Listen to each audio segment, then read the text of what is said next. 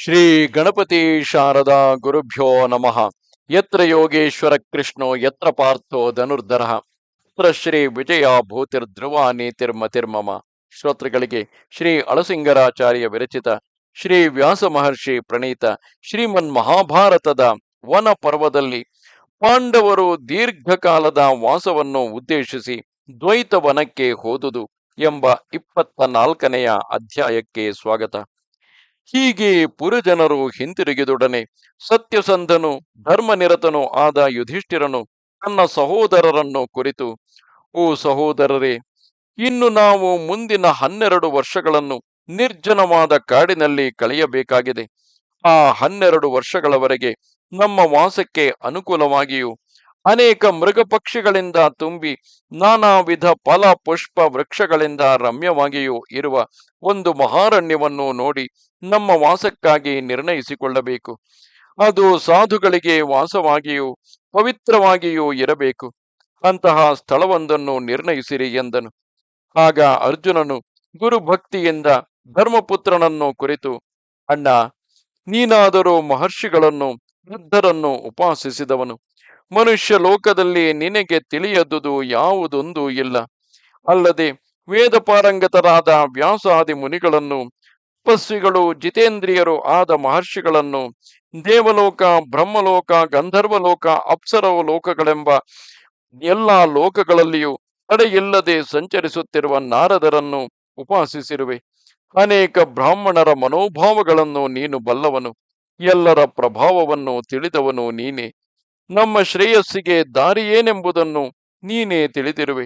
ನೀನು ನಮ್ಮ ವಾಸಕ್ಕಾಗಿ ಯಾವ ಸ್ಥಳವನ್ನು ನಿರ್ಣಯಿಸಿದರೆ ಅಲ್ಲಿಗೆ ನಾವು ಬರಲು ಸಿದ್ಧರಾಗಿರುವೆವು. ಇದು ಇಲ್ಲಿ ದ್ವೈತವನವೆಂಬ ತಟಾಕ ಹೊಂದಿರುವುದು.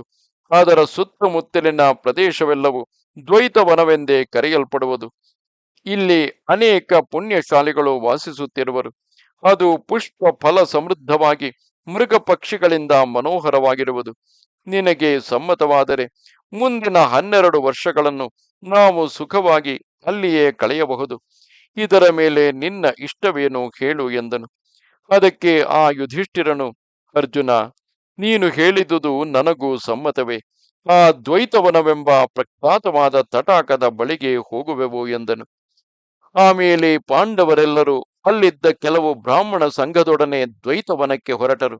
ಆ ಬ್ರಾಹ್ಮಣ ಸಮೂಹದಲ್ಲಿಯೇ ಅಗ್ನಿಹೋತ್ರ ಸಮೇತರಾದವರು ಕೆಲವರು, ಅಗ್ನಿ ಇಲ್ಲದವರು ಕೆಲವರು, ಇನ್ನು ವೇದಾಧ್ಯಯನ ಮಾಡುತ್ತಿದ್ದ ಬ್ರಹ್ಮಚಾರಿಗಳು ಕೆಲವರು, ಸನ್ಯಾಸವನ್ನು ಹಿಡಿದ ಯತಿಗಳು ಕೆಲವರು, ವಾನಪ್ರಸ್ಥರು ಕೆಲವರು, ಹೀಗೆಯೇ ತಪಸ್ವಿಗಳು, ಸತ್ಯವ್ರತರು, ಕಠಿಣ ನಿಯಮಗಳನ್ನು ಹಿಡಿದವರು ಆದ ಅನೇಕ ಬ್ರಾಹ್ಮಣರು ನೂರಾರು ಸಂಖ್ಯೆಯಿಂದ ಯುಧಿಷ್ಠಿರನನ್ನು ಹಿಂಬಾಲಿಸಿ ಹೊರಟರು. ಆ ಬ್ರಾಹ್ಮಣರೊಡನೆ ಪಾಂಡವರು ಪವಿತ್ರವೂ ರಮ್ಯವೂ ಆದ ದ್ವೈತವನವನ್ನು ಸೇರಿದರು. ಆಗ ವರ್ಷಾ ಕಾಲವಾದುದರಿಂದ ಫಲಪುಷ್ಪ ಸಮೃದ್ಧವಾಗಿದ್ದ ಸಾಲೆ, ತಾಳೆ, ಮಾವು, ಅಡವು, ಹಿಪ್ಪೆ, ಸರ್ಜಕ, ಅರ್ಜುನ, ಕರ್ಣಿಕಾರ ಮೊದಲಾದ ಅನೇಕ ವೃಕ್ಷಗಳಿಂದ ದಟ್ಟವಾದ ಆ ಸನ್ನಿವೇಶವನ್ನು ಪಾಂಡವರು ವಿಸ್ಮಿತರಾಗಿ ನೋಡುತ್ತಿದ್ದರು. ಅಲ್ಲಲ್ಲಿ ನವಿಲು, ನೀರುಕೋಳಿ, ಚಕೋರ ಮೊದಲಾದ ಪಕ್ಷಿಗಳು ಗುಂಪು ಗುಂಪಾಗಿ ಸೇರಿರುವವು. ಅಲ್ಲಲ್ಲಿ ಮರಗಳ ಮೇಲೆ ಕೋಗಿಲೆಗಳು, ನವಿಲುಗಳು ಕಿವಿಗಿಂಪಾಗಿ ಕೂಗುತ್ತಿರುವವು. ಅಲ್ಲಲ್ಲಿ ಬೆಟ್ಟದಂತಿರುವ ಮದದಾನೆಗಳು ಹೆಣ್ಣಾನೆಗಳ ಹಿಂಡಿನೊಡನೆ ತಮ್ಮ ತಮ್ಮ ಗುಂಪಿನ ಸಲಗನನ್ನು ಮುಂದಿಟ್ಟುಕೊಂಡು ಗುಂಪು ಗುಂಪಾಗಿ ಸಂಚರಿಸುತ್ತಿರುವವು. ಅಲ್ಲಿ ರಮ್ಯವಾದ ಸರಸ್ವತಿ ನದಿಯು ಪ್ರವಹಿಸುತ್ತಿರುವುದು.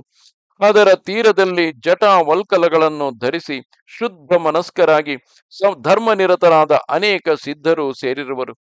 ಆ ವನವನ್ನು ಕಂಡೊಡನೆ ಧರ್ಮರಾಜನು ರಥದಿಂದಿಳಿದು ಸಹೋದರರೊಡನೆಯೂ ಇತರ ಜನರೊಡನೆಯೂ ಇಂದ್ರನು ಸ್ವರ್ಗವನ್ನು ಹೇಗೋ ಹಾಗೆ ಸಂತೋಷದಿಂದ ಅದನ್ನು ಪ್ರವೇಶಿಸಿದನು. ಸತ್ಯಸಂಧನಾದ ಧರ್ಮರಾಜನು ವನಪ್ರವೇಶ ಮಾಡುವುದನ್ನು ನೋಡುವುದಕ್ಕಾಗಿ ಆಕಾಶದಲ್ಲಿ ಸಿದ್ಧ ಚಾರಣಾದಿಗಳೆಲ್ಲ ಬಂದು ನೆರೆದರು. ಅಲ್ಲಲ್ಲಿದ್ದ ಜನರು ಪಾಂಡವರನ್ನು ನೋಡುತ್ತಾ ಸುತ್ತಿ ಮುತ್ತಿ ನೆರೆದರು. ಆಗ ಪಾಂಡವರು ಅಲ್ಲಿ ನೆರೆದಿದ್ದ ವೃದ್ಧರೆಲ್ಲರಿಗೂ ನಮಸ್ಕರಿಸಿದರು.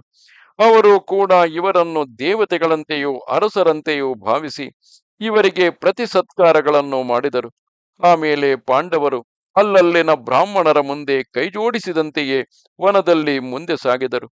ವನವಾಸಿಗಳೆಲ್ಲರೂ ಪುಣ್ಯ ಸ್ವಭಾವವುಳ್ಳ ಆ ಪಾಂಡವರನ್ನು ಪಿತೃವಾತ್ಸಲ್ಯದಿಂದ ಭಾವಿಸುತ್ತಾ ಮುಂದೆ ಕರೆದುಕೊಂಡು ಹೋಗಲು ಅಲ್ಲಲ್ಲಿನ ತಪಸ್ವಿಗಳಿಂದ ಪೂಜಿತರಾಗಿ ಪಾಂಡವರು ಪುಷ್ಪ ಸಮೃದ್ಧವಾಗಿದ್ದ ಒಂದು ದೊಡ್ಡ ಮರದಡಿಯಲ್ಲಿ ಕುಳಿತರು. ಭೀಮಾರ್ಜುನ ನಕುಲ ಸಹದೇವರು ದ್ರೌಪದಿಯು ಅವರ ಪರಿಚರ್ಯೆ ಮಾಡತಕ್ಕವರು ವಿನಯದಿಂದ ಆ ಧರ್ಮರಾಜನ ಪಕ್ಕದಲ್ಲಿ ನಿಂತಿದ್ದರು.